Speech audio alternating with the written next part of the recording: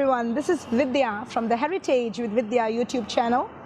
Today I'm here with you at the High Commission of India in Singapore, and this is because we are going to meet a very interesting personality, a humble and charismatic human being by the name of Mr. P. Kumaran, or you could say Mr. Kumaran Periasamy, who is the High Commissioner of India in Singapore. Come, let's go chat with him.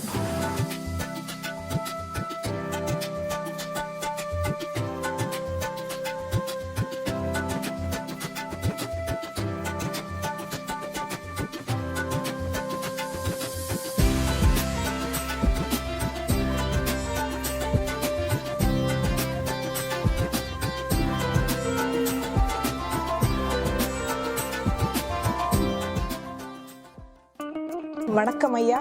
Welcome. Thank you so much for making time to be with us today, and please allow me to let you know that it is such a delight and honor to have been given this opportunity, this golden opportunity to chat with you.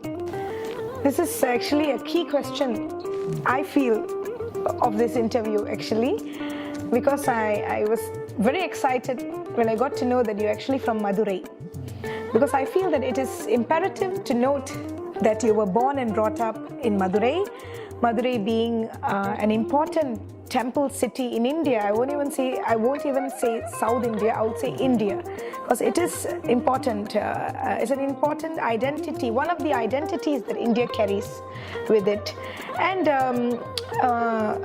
Madurai Meenakshi Temple, which is actually Sri Madurai Meenakshi Sundareshwarar Temple, is undeniably synonymous with the cultural, social and historical identity of Madurai. And beyond all the religious implications, whether you are a believer or not, this fact that it is an almost secular concept for Madurai is agreed and acknowledged by people who visit the country, historians, travelers, so on and so forth. So in that respect, actually, I'm very curious to know more about your life in Madurai and your experiences in connection with the Madurai Meenakshi Temple. Please, Ayya. As you know, Madurai is very well known as the temple city of India. Yes. Meenakshi Temple, of course, is the crown jewel of the city. It's described in a very interesting way.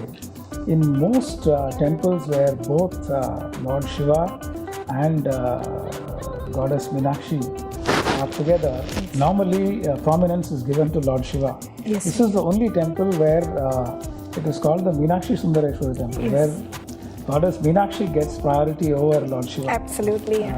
In fact, even within the temple, the shrines are, the sanctum sanctori are organized in such a way that the Meenakshi area gets higher priority than Lord Shiva in the way the temple is structured. Right. The layout itself. They often say, compared to Chidambaram or Tanjavur, etc., where there are Shiva temples, Madurai is therefore very different. Was it like you went to the temple often to pray to her? Every opportunity we used to go. Okay. Anybody's birthday in the family, my birthday, parents' birthday, sister's birthday, we will always go. Even now, every time we go to Madurai, at least one visit to the temple. Oh, that's wonderful. But that must have been so long ago, eh? About 2.5 years ago. Okay. 2 years of travel panna. When my sons remember the visit, they always say Tata somehow finds some contact there to get us as close to the main deity as possible. Awesome. He still has old friends who can. Okay. And we also have very interesting memories from our childhood Meenakshi Temple. It's such a huge temple that we always used to get lost. We always used to get lost and then start crying. And somebody would take us to the place where I've got lost several times.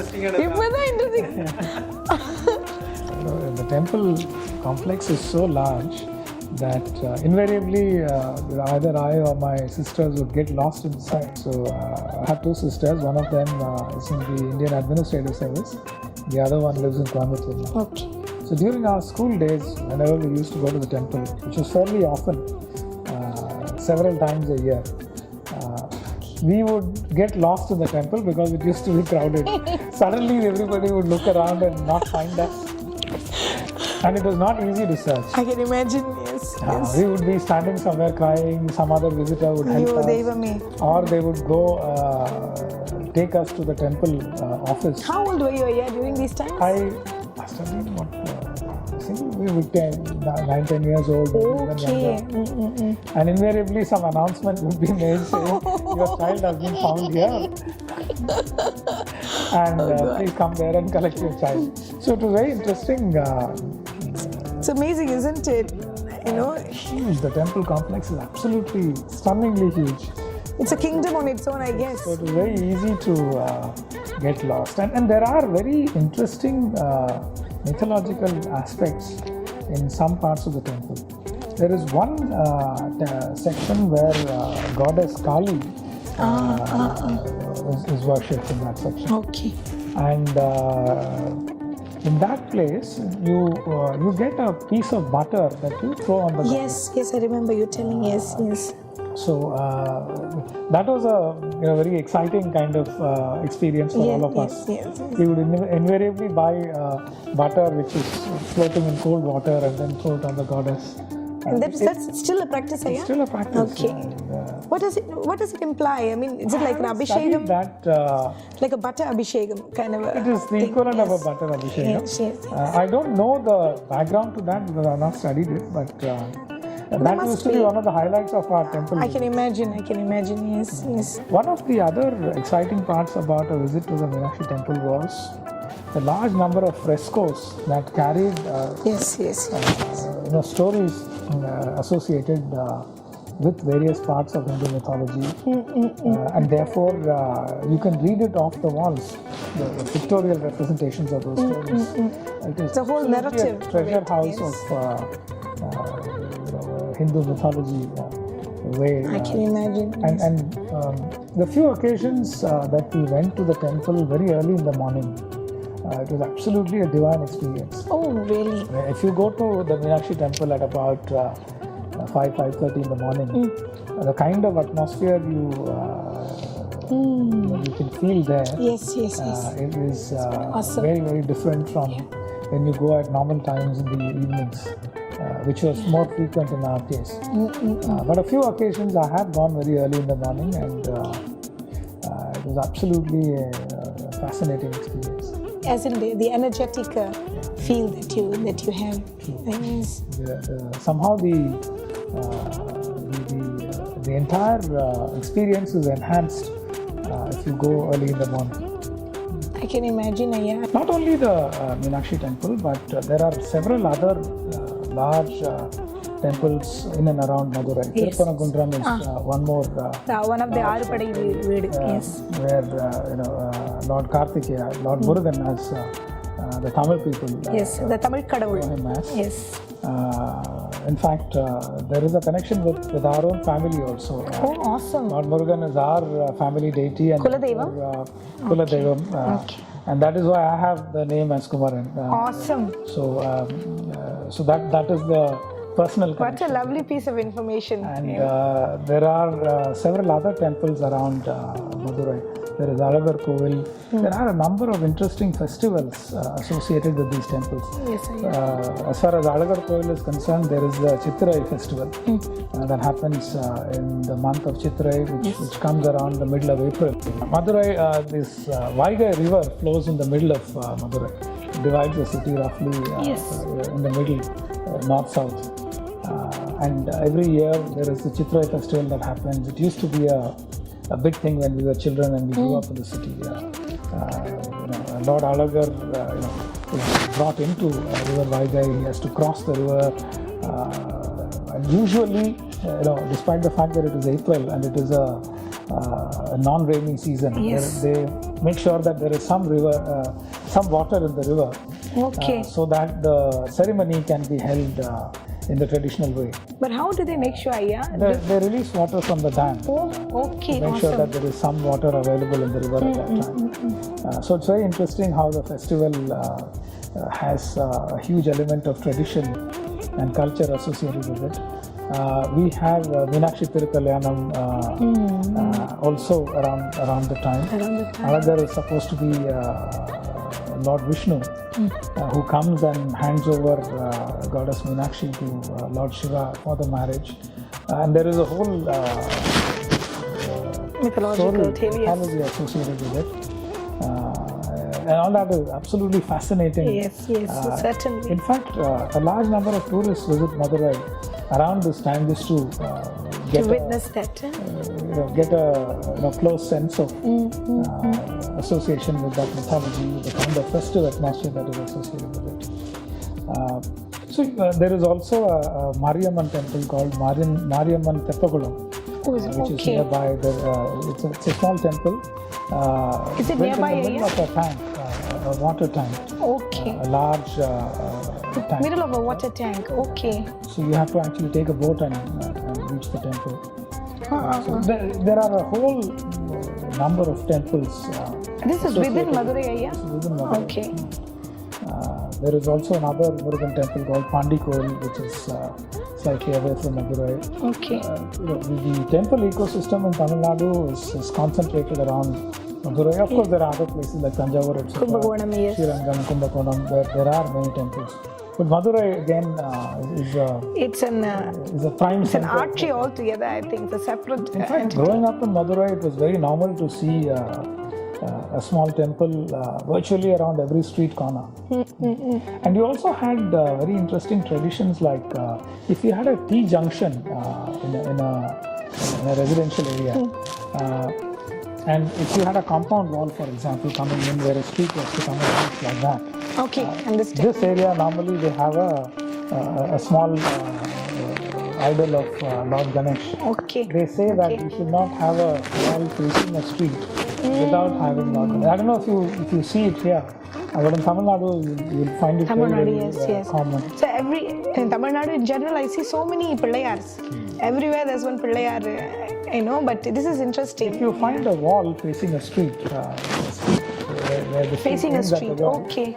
You will definitely find a small Ganesha. And this is peculiar to Madurai or is it generally Tamil Nadu? All over Tamil Nadu, but I have seen it in Madurai growing up, and so maybe it is some kind of more prominent there. Yeah.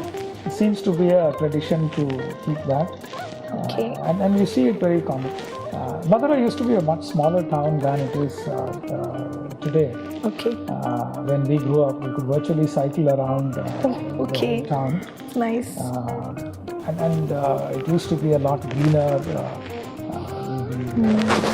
Urban expanse was far less. Okay. We had fantastic memories of our life in Madurai during our school days. We used to live in a small suburb of Madurai on the northern side of Vaigai River. Oh wow, okay. And we used to live in an area called Goripalayam. A residential area. Okay. So that is where we lived. It was a small street. Must have been fun. Good fun. One of the things that we think our children missed out on is street life, because we traveled a lot since the time I joined the foreign service. Okay. So most of the time, apart from the opportunity they get to mix with other children at school, at home they never got a chance to play with other children. Yes. Most of the time,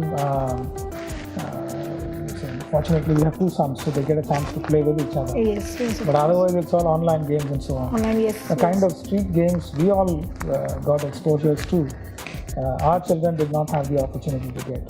The only time they got that chance was when we were in Delhi before my previous posting in Qatar. We had a large compound with about 200 apartments, all of them from the Ministry of External Affairs. So that's the only street opportunity they got. I think it did them a world of good. They learned how to play with other children, how to deal with other children in general. Yes.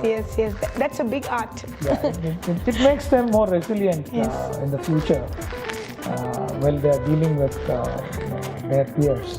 Yes, So yes. I think it was a valuable exposure to street life for them. And Definitely. in the process, they learned some Hindi. They learned some spoken street language Hindi. Okay, yeah. They never knew. Both my sons still don't speak much Tamil. No.